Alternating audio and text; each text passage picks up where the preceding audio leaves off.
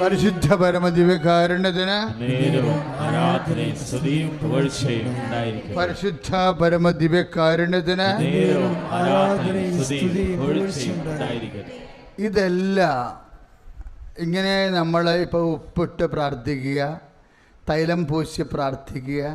ഇപ്പം ആ ചേട്ടൻ തന്നെ വേറൊരു സാക്ഷ്യം പറഞ്ഞില്ലേ? എന്നാ പറഞ്ഞത്?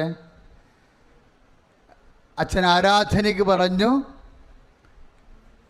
നടുവേദനയുള്ളവർ ഇപ്പോഴവിടെ കൈകൾ വെച്ച് പ്രാർത്ഥിക്കാം. അവിടെ കൈകൾ വെച്ച് പ്രാർത്ഥിക്കാം, വെക്കാതെയും പ്രാർത്ഥിക്കാം. മനസ്സിലായില്ലേ? കൈകൾ വെച്ചും പ്രാർത്ഥിക്കാം, വെക്കാതെയും പ്രാർത്ഥിക്കാം.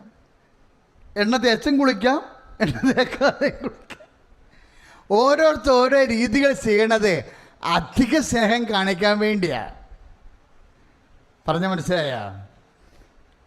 ഇവൾ അധിക സ്നേഹം കാണിച്ചെന്ന് പറഞ്ഞില്ലേ? ഇവൾ അധിക സ്നേഹം കാണിച്ചു. ആരോടാ പറഞ്ഞത്? പാപിനിയായ സ്ത്രീയെക്കുറിച്ചാണ്. അവളെങ്ങനെ അധിക സ്നേഹം കാണിച്ചത്?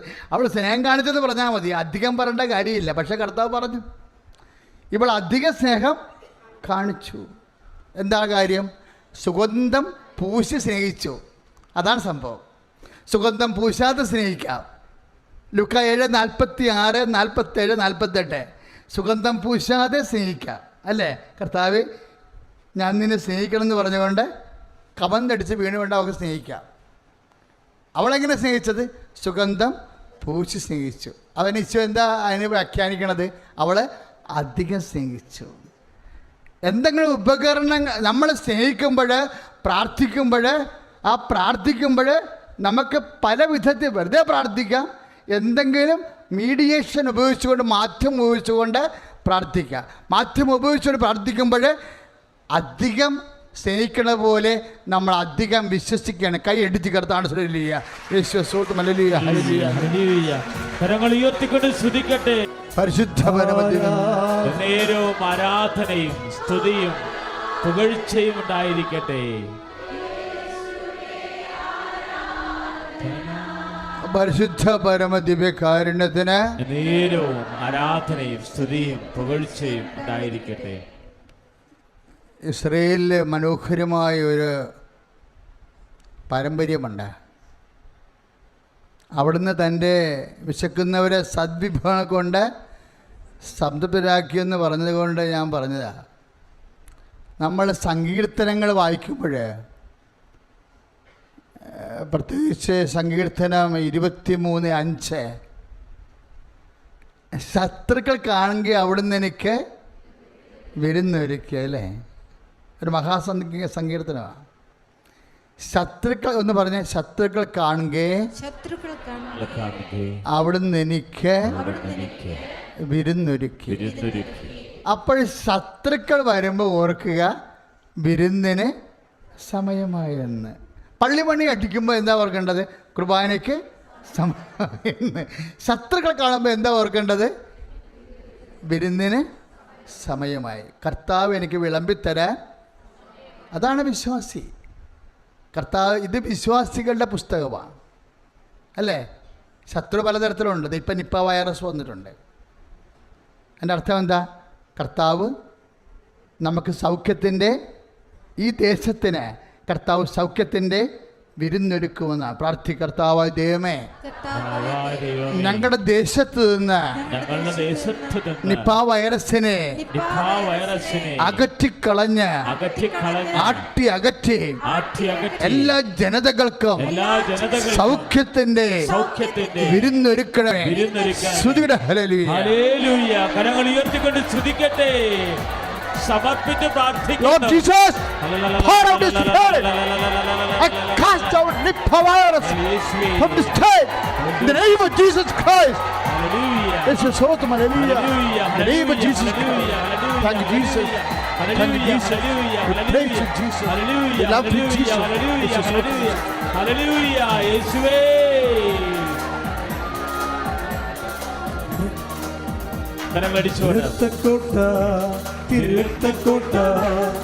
രക്തക്കോട്ട ഞങ്ങൾക്ക് ചുറ്റും പടുത്തുയർത്തണമേ. ശക്തന്മാരാം ദൂതന്മാരെ ഞങ്ങൾക്ക് ചുറ്റും കാവലിനായി നൽകിയിടണമേ.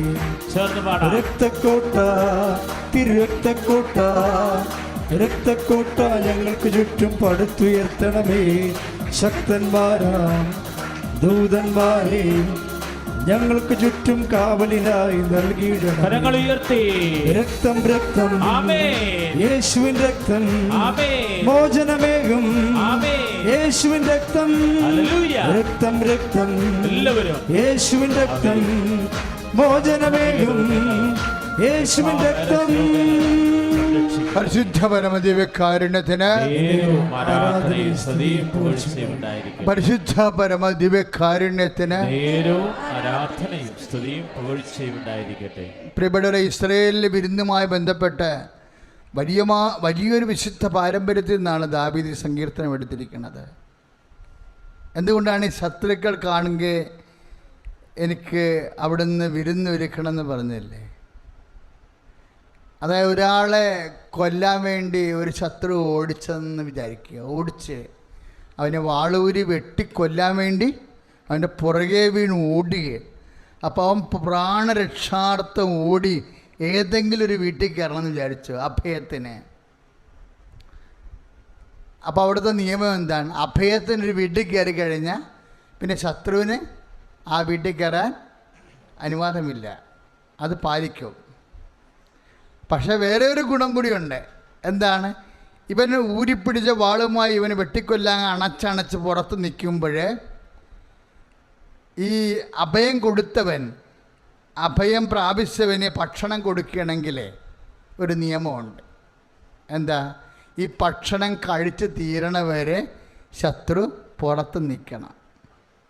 എത്ര സമയം കൊണ്ടാണ് ഭക്ഷണം കഴിച്ച് തീരണത് അത്ര വരെ ഇവനെ കൊല്ലാതെ ശത്രു പുറത്ത് നിൽക്കും.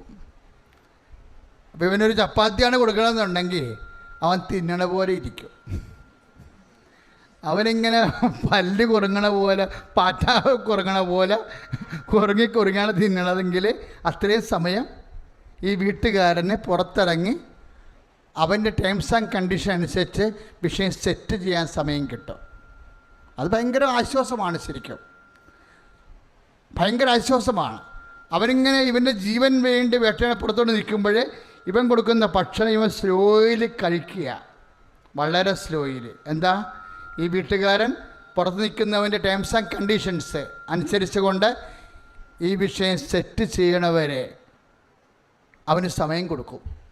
അതാണ് വിരുന്നെന്ന് പറയുന്നത്. ശത്രുക്കൾ കാണുകയെ അവിടെ നിന്ന് എനിക്ക് വിരുന്നൊരുക്കണമെന്ന്. ഈ ബൈബിളിലെല്ലാം ഇങ്ങനെയാണ്. മഹാപ്രഭൗണ്ട് ട്രഡീഷനിൽ നിന്നാണ് ദൈവാനുഭവം എടുത്തിരിക്കണതെല്ലാം. അവൻ എത്രയും സ്ലോയിലാണ് ഈ ചപ്പാത്തി കഴിച്ച് തീരണമെന്നുണ്ടെങ്കിൽ 12 മണിക്കൂർ എടുത്താൽ അവൻ സമ്മതിക്കത്തില്ല. ഇവൻ കൊല്ലാൻ വേണ്ടി എടുക്കുമ്പോൾ അത്രയും പ്രശ്നമില്ലേ ആയിരിക്കത്തില്ലേ? അപ്പോൾ അതിന് പറ്റുന്ന ഇക്വാലൻ്റ് ആയിട്ടുള്ള ഒരു പരിഹാരം ഈ വീട്ടുകാരൻ ചെയ്തു കൊടുക്കും. ഈ വീട്ടുകാരൻ്റെ സ്ഥാനമാണ് ദൈവത്തിന് വചനം കൽപ്പിച്ച് നൽകിയിരിക്കുന്നത്. നമുക്ക് അഭയം പ്രാപിക്കാൻ, നമ്മുടെ ജീവൻ്റെ മേൽ ആക്രമണം ഉണ്ടാക്കുമ്പോൾ ഓടി അഭയം പ്രാപിക്കാനൊരിടമാണ് കർത്താവിൻ്റെ വാത്സല്യത്തിൻ്റെ സന്നിധാനം. അപ്പോഴും നമ്മളത് കഴിച്ചു തീരണതിനുള്ളിൽ ദൈവം നമുക്ക് വേണ്ടി ഒരു പരിഹാരം ഉണ്ടാക്കും. നമ്മൾ വെട്ടാൻ ഓടിച്ചിരിക്കുന്ന ശത്രുവായാലും, ജോലിയില്ലാത്ത അവസ്ഥയുടെ നിന്ന് വരുന്ന കടമായാലും, ഇതെല്ലാം നമുക്ക് നമ്മളെ മനസ്സിന് സമാധാനം നഷ്ടപ്പെടുത്തി കളയണ ശത്രുക്കളാണ്. രോഗം മാത്രമല്ലല്ലോ, സാധാരണ ശത്രുക്കൾ മാത്രമല്ലല്ലോ, എല്ലാം ശത്രുവല്ലേ. ശത്രു എന്ന് പറയുന്നത് നമ്മൾക്ക് ഓപ്പോസിറ്റായിട്ട് എതിരായിട്ട് വരണ എല്ലാം, സമാധാനം നഷ്ടപ്പെടുത്തുന്ന, സുരക്ഷിതം നഷ്ടപ്പെടുത്തുന്ന എല്ലാം ശത്രുവാണ്. ഇപ്പം നമ്മുടെ കടം നമ്മുടെ ശത്രുവാണ്, നമുക്ക് ജോലിയില്ലാത്ത അവസ്ഥ നമ്മുടെ ശത്രുവാണ്, നമുക്ക് സൗഖ്യമില്ലാത്ത അവസ്ഥ നമ്മുടെ ശത്രുവാണ്. ഈ ശത്രു നമ്മുടെ ജീവൻ്റെ മേലെ കൈവെക്കാൻ വേണ്ടി നമ്മളെ പരക്കം പായിക്കുമ്പോഴാണ് നമ്മൾ അമ്മസന്നിധാനത്തിൽ ഇറങ്ങിയിട്ട് ഉടമ്പടി ചെയ്തിരിക്കുന്നത്. ഉടമ്പടി ഒരു സ്വർഗീയ വിരുന്ന് പോലെയാണ് വർക്ക് ചെയ്യണത്. ഈ ഉടമ്പടി ഇരിക്കുന്നിടത്തോളം കാലം ശത്രുവിന് നിന്നെ തൊടാൻ പറ്റത്തില്ല. നീ ഉടമ്പടി ഇരിക്കുന്നിടത്തോളം കാലം പരിശുദ്ധ അമ്മ പുറത്തിറങ്ങി നിൻ്റെ ശത്രുവുമായിട്ട് കോംപ്രമൈസ് ചെയ്തിട്ട് അവന് കൊടുക്കാനുള്ള കൊടുത്തിട്ട് നിന്നെ റിലീവ് ചെയ്യും. അതാണ് സാക്ഷ്യം പറയണം നമ്മൾ. അതാണ് ഉടമ്പടി ഇട്ട് കഴിയുമ്പോൾ ചില ആൾക്കാർ എന്നോട് ചോദിക്കുകയെ, അച്ഛാ 1 കൊല്ലം കഴിഞ്ഞാൽ എന്ത് ചെയ്യണമെന്ന്. ഞാൻ പറഞ്ഞു, 1 കൊല്ലം കഴിഞ്ഞ ഉടമ്പടി ഞങ്ങൾക്ക് പ്രത്യേക നിബന്ധനയില്ല. നിങ്ങൾ ആ ഉടമ്പടിയിലാണ്. നിങ്ങൾ ഉടമ്പടി റദ്ദ് ചെയ്തെന്ന് പറഞ്ഞു കഴിഞ്ഞാൽ ചില സമയത്ത് നിങ്ങളുടെ സുരക്ഷിതത്വം, നിങ്ങൾക്ക് ദൈവത്തിന് ഈ വിഷയം സെറ്റ് ചെയ്യാനുള്ള എന്തെങ്കിലും വിഷയം നിങ്ങൾ അലംഭാവം കാണിക്കുകയാണെന്നുണ്ടെങ്കിൽ ആധ്യാത്മികമായിട്ട് നിങ്ങൾക്ക് ചില നഷ്ടങ്ങൾ വരും. അതുകൊണ്ട് പറയും, നിങ്ങൾ ഇവിടെ വന്നില്ലെങ്കിലും കുഴപ്പമില്ല, പക്ഷെ നിങ്ങൾ ദൈവത്തോട് ചെയ്തിരിക്കുന്ന ഉടമ്പടിയിൽ വിശുദ്ധിയോടെ നിങ്ങൾ ജീവിക്കണം. അതാണ് അതിൻ്റെ കറക്റ്റ് കാര്യങ്ങളെന്ന് പറയുന്നത്. അപ്പോൾ നമ്മളെപ്പോഴും എന്താ, അതൊരു സംരക്ഷണമാണ്. എന്താ കാര്യം? ശത്രുക്കൾ കാണുമെങ്കിൽ നിങ്ങൾക്ക് ഒരുക്കിയിരിക്കുന്ന വിരുന്നാണിത്. ഇപ്പം നിൻ്റെ മകൻ്റെ അഡ്മിഷൻ ആയാലും ശരി, നിൻ്റെ മകൻ്റെ ജോലി ആയാലും ശരി. ഇപ്പോൾ IIT എന്നൊരു സാക്ഷ്യം വന്നില്ലേ? ഇപ്പോൾ 3 IT എന്ന് പറഞ്ഞാൽ എന്താ? ഇക്വാലൻ്റ് ടു ആ സഹോദരൻ പറഞ്ഞില്ലേ, it is equivalent to IIT എന്നാണ്. IIT, IAS, IAM അല്ലേ, നാഷണൽ ടെക്നിക്കൽ സയൻസാണ് അതെല്ലാം വരണത്. സയൻസിൽ, കമ്പ്യൂട്ടർ സയൻസിൽ IIT ദേശീയ പ്രാധാന്യമുള്ള ഉപരിപഠന കേന്ദ്രമാണ്. IIM പോലെ, എക്കണോമിക്സിൽ IIM പോലെ, അഡ്മിനിസ്ട്രേഷനിൽ IAS പോലെയാണ് IIT. അതുപോലെയാണ് 3IT. അപ്പോൾ അദ്ദേഹത്തിന് ഇവിടെ തന്നെ ജോലി വേണമെന്ന് അദ്ദേഹത്തിൻ്റെ ആഗ്രഹം, അപ്പറ്റൈറ്റ് അതാണ്. പക്ഷേ അദ്ദേഹത്തിന് എക്സ്പീരിയൻസ് ഇല്ല. അതേക്കാൾ എക്സ്പീരിയൻസും ക്വാളിഫൈഡുമായിട്ടുള്ള ആൾക്കാരുടെ മുമ്പ് മത്സരിക്കുമ്പോൾ എന്താണ് അദ്ദേഹത്തിൻ്റെ ആസ്തി? എന്താണ്? അമ്മയിലുള്ള ആശ്രയം മാത്രമേ ഉള്ളൂ. അപ്പോൾ അദ്ദേഹത്തിൻ്റെ ഒപ്പോണൻസിൻ്റെ മുമ്പിൽ അദ്ദേഹത്തിന് വിരുന്നൊരുക്കുകയാണ്. ഉടമ്പടി എന്ന് പറഞ്ഞാൽ എന്താ വർക്കൗട്ട് ചെയ്യണത്? Not by merit but by grace. അതാണത്. ഉടമ്പടി എന്ന് പറഞ്ഞാൽ എന്താണ്? Ephesians 2:8 എന്താണത്? നിൻ്റെ യോഗ്യതയിലല്ല, എൻ്റെ കൃപയാലാണ്. അപ്പം അത് സ്വാഭാവികമായിട്ട്, അതുകൊണ്ട് എത്ര തരത്തിലുള്ള പലതരത്തിലുള്ള പരാധീനതയുള്ളവർക്കും അമ്മയെ നിൻ്റെ ജീവിതത്തിൽ കക്ഷി ചേർക്കാൻ പറ്റിയ ഏറ്റവും വലിയ വിരുന്നാണ് ഉടമ്പടി. ശരിക്കും പറഞ്ഞാൽ ഞാൻ ഉള്ള കാര്യം കറക്റ്റായിട്ട് പറയുകയാണ്. സഭ ഈ ഉടമ്പടിയെക്കുറിച്ച് പഠിക്കേണ്ട ഒരു കാലമാണ് വരാൻ പോണത്. ഇന്നത്തെ കാലത്ത് സഭയെ നിലനിർത്താനും സംരക്ഷിക്കാനും കുടുംബപ്രാർത്ഥനയും കൗദാശ ജീവിതവും ജീവിത വിശുദ്ധിയും ജീവിത ശക്തിയും സംരക്ഷണവും മനുഷ്യന് ലഭിക്കാൻ പറ്റുന്ന ബൈബിൾ പദ്ധതിയാണ് ഇക്കാലത്ത് അമ്മയിലൂടെ റിവൈവ് ചെയ്തുകൊണ്ടിരിക്കുന്നത്.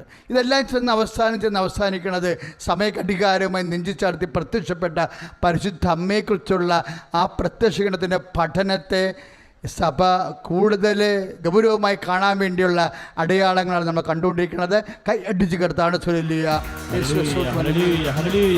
കരങ്ങൾ ഉയർത്തിക്കൊണ്ട് സ്തുതിക്കട്ടെ. അമ്മേ, പരിശുദ്ധതേ മാതാവേ, കൃപാസനത്തിൽ പ്രത്യക്ഷയായ പരിശുദ്ധമ്മേ, ഞങ്ങളുടെ ജീവിതത്തെ സമർപ്പിച്ച് പ്രാർത്ഥിക്കുന്നു. അമ്മയുടെ തിരുമുമ്പിൽ ഞങ്ങൾ നൽകിയ ഉടമ്പടി നിയോഗങ്ങൾ സമർപ്പിച്ച് പ്രാർത്ഥിക്കുന്നു. സമയ സന്ദർഭങ്ങളുടെ മേൽ അധികാരമുള്ള അമ്മേ, ഞങ്ങളുടെ ജീവിതത്തിന് സംരക്ഷണം നൽകണമേ. മരിച്ചവനെ ഉയർപ്പിച്ച എൻ്റെ കർത്താവ് എൻ്റെ മകനെ മരണത്തിൽ നിന്നും രക്ഷിച്ച ആ കർത്താവിൻ്റെ മുൻപിലാണ്, പ്രത്യക്ഷീകരണത്തിൽ മാതാവിൻ്റെ മുൻപിലും ഞാനൊരു സാക്ഷിയായി നിൽക്കുന്നത്. എൻ്റെ പേര് ഷീബ ഫ്രാൻസിസ്.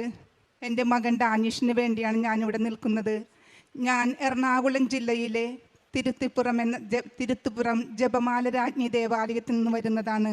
ഞാൻ 2019 ഡിസംബർ 26 ഉടമ്പടി എടുത്തത് എൻ്റെ സഹോദരങ്ങൾക്ക് മാതാവ് നൽകിയ ഒരുപാട് അനുഗ്രഹങ്ങൾ എന്നോട് പറഞ്ഞു.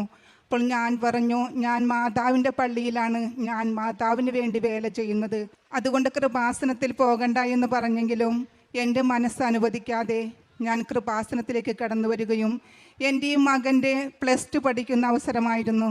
അവന് തുടർന്നുള്ള പഠിപ്പ് എങ്ങനെ മുന്നോട്ട് പോകണമെന്നറിയാൻ വേണ്ടി ഞാനിവിടെ വന്ന് ഉടമ്പടി എടുത്ത് പ്രാർത്ഥിച്ചു. തിരിച്ചു പോയി. അന്ന് തുടങ്ങി അരമണിക്കൂർ ബൈബിൾ വായിക്കുവാനും ദിവസവും ദേവാലയത്തിൽ പോകുവാനും ഇടയായി. ശനിയാഴ്ച ഞായറാഴ്ച മാത്രമാണ് ഞാൻ ദേവാലയത്തിൽ പോയിരുന്നത്. അന്ന് തുടങ്ങി ദിവസവും ദേവാലയത്തിൽ പോകുവാനും ദിവ്യബലിയിലൂടെ എനിക്കൊരുപാട് ശക്തി ലഭിക്കുവാനും ഇടയായി. ഞാൻ എന്ത് ദിവ്യബലിയിലൂടെ പ്രാർത്ഥിച്ചാലും എനിക്കത് മാതാവും ഈശോയും കൂടി സാധിച്ചു തരുമായിരുന്നു. അന്ന് തുടങ്ങി ഞാൻ ഒരുപാട് വേദനകളിലൂടെയും രോഗങ്ങളിലൂടെയും കടന്നു പോകും. അപ്പോഴെൻ്റെ സഹോദരങ്ങൾ എന്നോട് പറയും, നീ ഒരുപാട് ദേവാലയത്തിന് വേണ്ടി വേല ചെയ്യുന്നല്ലോ, എന്നിട്ട് നിനക്ക് രോഗങ്ങൾ ഒഴിഞ്ഞിട്ട് നേരമില്ലല്ലോ എന്ന്. എന്നാലും ഞാൻ പറയും, എനിക്ക് രോഗങ്ങൾ വന്നാൽ എന്നെ കൂടുതലായി അതിൽ കഴിഞ്ഞെഴുമ്പോൾ എന്നെ കൂടുതലായി ശക്തിപ്പെടുത്തും. അങ്ങനെ കൊറോണ വന്നതിന് ശേഷം ഞാൻ പുതുക്കാൻ വന്നിരുന്നില്ല. അങ്ങനെ കടന്നുപോയി. ജൂൺ മാസം എൻ്റെ മോനെ പരീക്ഷ എടുത്തിരിക്കുന്ന സമയം അവൻ ITL ചേർന്നു. പരീക്ഷ എടുത്തിരിക്കുന്ന സമയത്ത് അവൻ ഒരാഴ്ച കൂടിയുള്ള പരീക്ഷയ്ക്ക് അവൻ സ്കൂളിൽ പോകാൻ ഇറങ്ങിയപ്പോൾ അവന് വയറുവേദന എന്ന് പറഞ്ഞ് അവൻ തിരിച്ച് വീട്ടിലേക്ക് കയറി. അപ്പോൾ ബാത്റൂമിൽ പോയി വന്നിട്ട് എന്നോട് പറഞ്ഞ്, അമ്മച്ചി ഞാനിന്ന് ക്ലാസ്സിൽ പോകണില്ല, എനിക്ക് വയറുവേദന എടുക്കണമെന്ന്. ഞാൻ പറഞ്ഞു, മോനെ ക്ലാസ്സിൽ പോ, അടുത്ത ആഴ്ച പരീക്ഷയില്ലെന്ന് പറഞ്ഞ്. അവൻ പോയി കിടന്നു. 12 മണിയായപ്പോൾ അവൻ എഴുന്നേറ്റ് വണ്ടി കഴുകാൻ ഇറങ്ങി. അവൻ ഒരിക്കലും വണ്ടി കഴുകാറില്ല, അവൻ്റെ വണ്ടി ചേട്ടനാണ് കഴുകുന്നത്. അന്ന് അവൻ 12 മണിക്ക് എന്തോ അവന് തോന്നിയിട്ട് അവൻ ചെയിൻ ഓണാക്കിയിട്ട് വണ്ടി കൈ വെച്ച് തുണി കൊണ്ട് തുടച്ചപ്പോൾ അവൻ്റെ കൈ മുറിഞ്ഞ് പകുതി പോലും കഷ്ണം പോയി. അപ്പോൾ അവൻ ആരുമുണ്ടായിരുന്നില്ല വീട്ടിൽ, ചേട്ടൻ പുറത്തുപോയൊക്കെയായിരുന്നു. അപ്പോൾ ചേട്ടനെ അന്വേഷിച്ചപ്പോൾ കാണാതെ ഇപ്പോൾ റോട്ടിലേക്ക് ചെന്ന് ആരെങ്കിലും ഉണ്ടോ എന്ന് നോക്കിയപ്പോൾ ആരെയും കണ്ടില്ല. അവൻ തിരിച്ചു വന്ന് കൂട്ടുകാർക്ക് ഫോൺ ചെയ്തു. അവർ വന്ന് ഹോസ്പിറ്റലിൽ കൊണ്ടുപോകാൻ നിൽക്കുമ്പോഴേക്കും ചേട്ടൻ ഹോസ്പിറ്റലിലേക്ക് കൊണ്ടുപോയി. ഞാൻ ജോലി സ്ഥലത്തായിരുന്നു. എന്നെ അറിയിച്ച് ഞാൻ ഹോസ്പിറ്റലിൽ ചെന്നപ്പോൾ ഞാൻ അവനോട് പറഞ്ഞ്, മോനെ മാതാവ് നിന്നെ വലിയ അപകടത്തിൽ നിന്ന് രക്ഷിച്ചതാണ്. നീ വണ്ടിക്ക് പോയിരുന്നെങ്കിൽ ഇടയ്ക്ക് വെച്ച് വല്ല അപകടവും പറ്റി നിന്നെ എന്തെങ്കിലും സംഭവിച്ചിരുന്നു.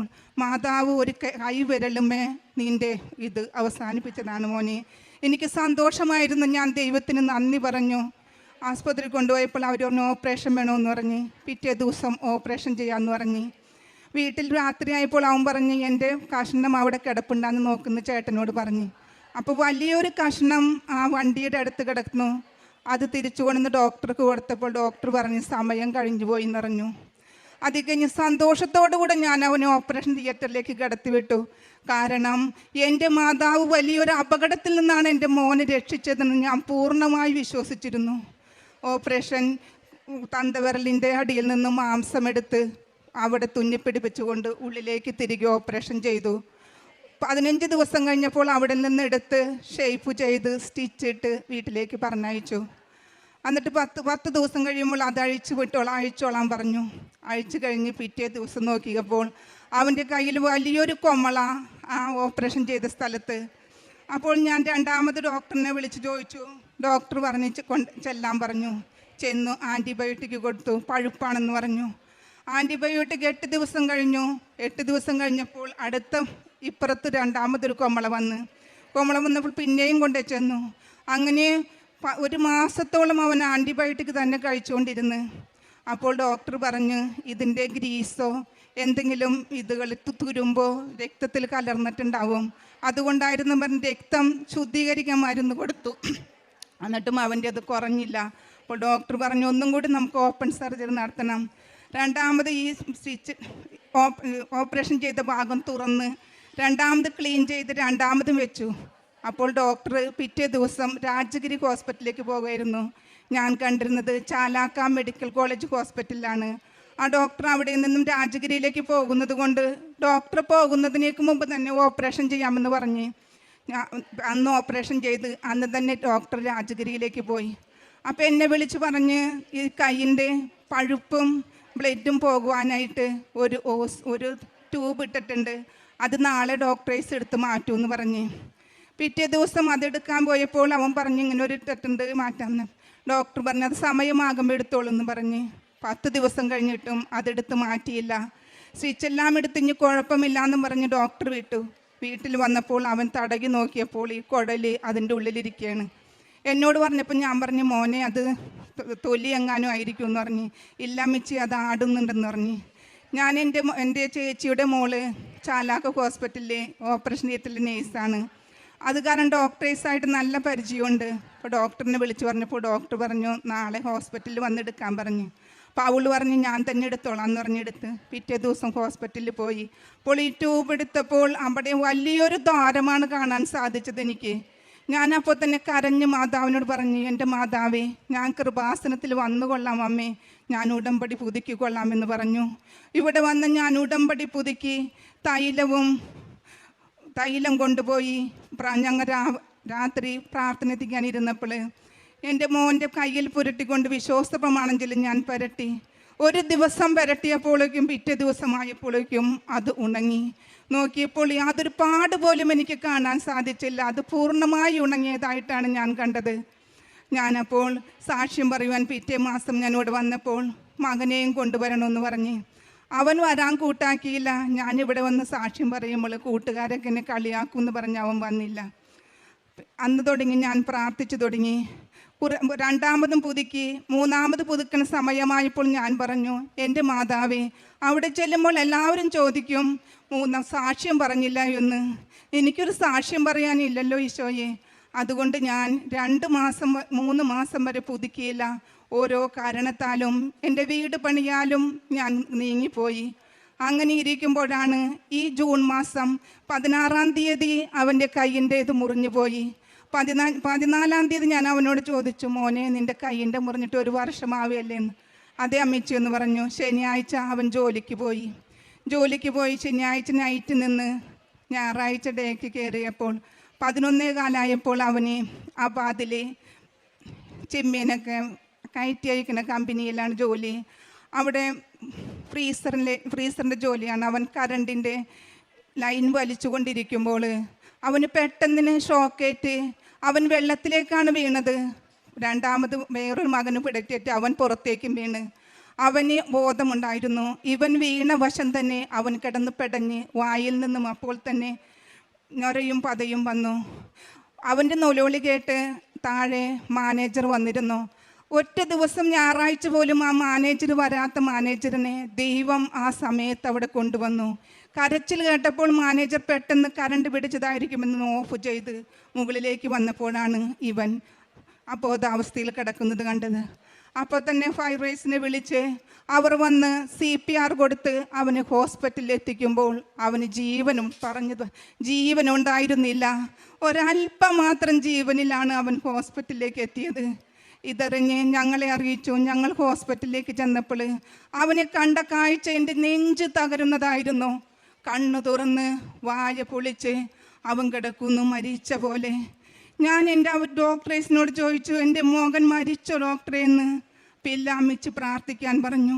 ഞാൻ എൻ്റെ കയ്യിൽ കാശ് രൂപവും തൈലവും ഞാൻ കരുതിയിരുന്നു. കാശ് രൂപം അവൻ്റെ നെറ്റിക്കൽ വെച്ചു. തൈലം പുരട്ടി ഞാൻ 3 പ്രാവശ്യം തൈലം പുരട്ടി ഞാൻ വിശ്വാസ പ്രമാണം ചൊല്ലി. എൻ്റെ നെഞ്ച് പൊട്ടിയുള്ള വിശ്വാസ പ്രമാണമായിരുന്നു അത്. എൻ്റെ ജീവിത പങ്കാളിയും ചൊല്ലി. ഡോക്ടർ പറഞ്ഞു അമ്മച്ചിയെ കൊണ്ടുപോയി ഇരുത്തെന്ന്. ഞാൻ വരാന്തയിൽ മെഡിക്കൽ ട്രസ്റ്റ് ഹോസ്പിറ്റലിലേക്കാണ് കൊണ്ടുപോയത്. ആ മെഡിക്കൽ ട്രസ്റ്റ് ഹോസ്പിറ്റലിൻ്റെ വരാന്തയിലിരുന്ന് ഞാൻ കൈ വിരിച്ച് പിടിച്ചുകൊണ്ട് വിശ്വാസ പ്രമാണം ചൊല്ലി പ്രാർത്ഥിച്ചു.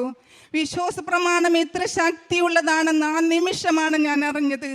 എന്നെ ഓരോ വിശ്വാസ പ്രമാണം ചെല്ലുമ്പോഴും എൻ്റെ മാതാവിനെ ശക്തിപ്പെടുത്തുകയായിരുന്നു. എന്നെ ഒരു മുസ്ലിം പെൺകുട്ടി അത് കണ്ടപ്പോൾ എന്നോട് പറഞ്ഞു, ചേച്ചി, മുകളിൽ ഒരു ചാപ്പലുണ്ട്, ആ ചാപ്പലിൽ ചെന്നിരുന്ന് പ്രാർത്ഥിക്കാൻ. എന്നെ കൊണ്ടുപോയി ആ മകൾ ആ ചാപ്പലിലാക്കി. ഞാനും എൻ്റെ ജീവിത പങ്കാളിയും മുട്ടുമേൽ നിന്ന് വിശ്വാസ പ്രമാണം ചൊല്ലിക്കൊണ്ടിരുന്നു. അതിലേക്ക് കടന്നു പോകുന്ന എല്ലാവരും ഞങ്ങളെ നോക്കി. അവർ പറഞ്ഞു, അവരുടെ പ്രാർത്ഥന സഫലമാക്കണേ കർത്താവേ എന്ന് പറഞ്ഞു എന്നാണ് പിന്നീട് എന്നെ കണ്ടവർ പറഞ്ഞത്. ഞങ്ങൾ വിശ്വാസ പ്രമാണം ചൊല്ലി പ്രാർത്ഥിച്ചു കൊണ്ടിരുന്നു. ഞങ്ങളുടെ നാട്ടിലാണെങ്കിൽ മകൻ മരിച്ചുവെന്ന് പറഞ്ഞ് ഞങ്ങളുടെ വീടിൻ്റെ വാതിക്കലേക്ക് ആളുകൾ വന്നു തുടങ്ങി. എല്ലാവരും മരിച്ചുവെന്ന് എന്നെ ആശ്വസിപ്പിക്കുവാൻ എൻ്റെ സഹോദരങ്ങൾ കടന്നു വന്നു. ഞാൻ അവരോട് പറഞ്ഞു, എൻ്റെ മോൻ അവിടെ വെച്ച് ജീവനോടുകൂടി ഹോസ്പിറ്റലിൽ എത്തിച്ചുവെങ്കിൽ എൻ്റെ മോൻ ഇനിയൊരിക്കലും മരിക്കില്ല. എനിക്ക് പൂർണ്ണ വിശ്വാസമുണ്ട് എൻ്റെ മോന് ജീവൻ നൽകുമെന്ന് ഞാൻ അവരോടെല്ലാവരോടും പറഞ്ഞു. എൻ്റെ സംസാരവും ഇതുമെല്ലാം കേട്ടപ്പോൾ അവർ അതിശയിച്ചു പോയി. പിന്നെയും ഞാൻ പ്രാർത്ഥിച്ചു കൊണ്ടിരുന്നു. പിറ്റേ ദിവസം നേരത്തോട് നേരമായപ്പോഴേക്കും അവന് വെന്റിലേറ്ററിൻ്റെ സഹായം കൂടാതെ ശ്വസിക്കാമെന്ന് പറഞ്ഞു. വെന്റിലേറ്റർ കയറ്റിയപ്പോൾ ഡോക്ടർ പറഞ്ഞു, അവനോട്, എൻ്റെ മൂത്ത മകനോട് പറഞ്ഞു, ഇവന് ജീവൻ 1% മാത്രമേ ഉള്ളൂ. 99% അവൻ മരിച്ചു കഴിഞ്ഞു. ഇനി 1% ജീവിക്കുകയാണെങ്കിൽ അവൻ ഇതായി തളർന്നു കിടക്കുകയുള്ളൂ, യാതൊരു കാര്യവുമില്ല എന്ന് പറഞ്ഞു. മകനോട് പറഞ്ഞു, അവയവ ധ്യാനത്തിന് നിങ്ങൾ ദാനത്തിന് തയ്യാറാണോ എന്ന്. അവൻ കരഞ്ഞുകൊണ്ട് പുറത്തേക്ക് ഓടി. അവന് രണ്ടാമതും അവർ വിളിച്ചു. അവസാന നിമിഷം ഒന്നും കണ്ടോട്ടെ എന്ന് പറഞ്ഞ് അവനെ വിളിച്ചു. അവനെ കാണിച്ചു. അവന് കണ്ടു നിൽക്കുന്നതിലപ്പുറമായിരുന്നു. അവൻ നിന്നില്ല എന്നാണ് പറയുന്നത്. ഓടി പുറത്തിറങ്ങി. ഡോക്ടർമാർ കൈയൊഴിഞ്ഞു.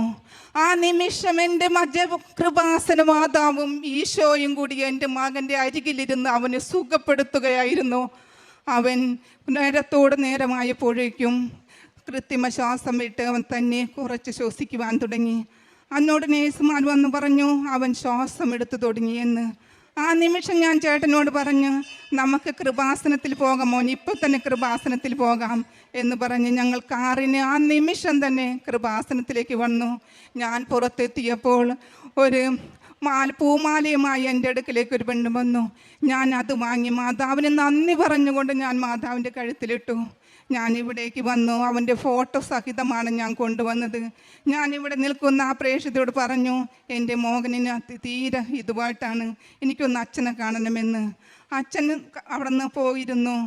അതുകൊണ്ട് ഞാൻ ആ ഫോട്ടോ ഇവിടെ ചാപ്പലിൽ വെച്ച് ഞാൻ പ്രാർത്ഥിച്ചു മുട്ടുകൂത്തി നിന്ന് ഞാനും എൻ്റെ ചേട്ടനും 33 വിശ്വാസ പ്രമാണം ചൊല്ലിയത് നന്ദി പറഞ്ഞുകൊണ്ടാണ്. മക്കളെ, വിശ്വാസ പ്രമാണം ഇത്ര ശക്തിയുണ്ടെന്ന് ഞാൻ അറിഞ്ഞിരുന്നില്ല.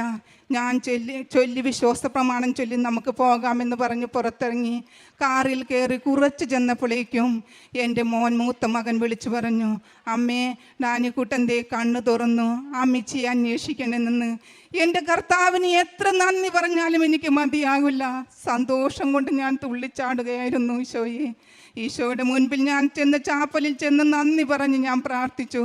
പിന്നെയുള്ള ദിവസങ്ങൾ മുഴുവനും നന്ദി പറയാനാണ് ഞാൻ ചാപ്പലിൽ പോയത്. 3-ാം ദിവസം അവനെ ICUവിൽ നിന്നും ഇറക്കി.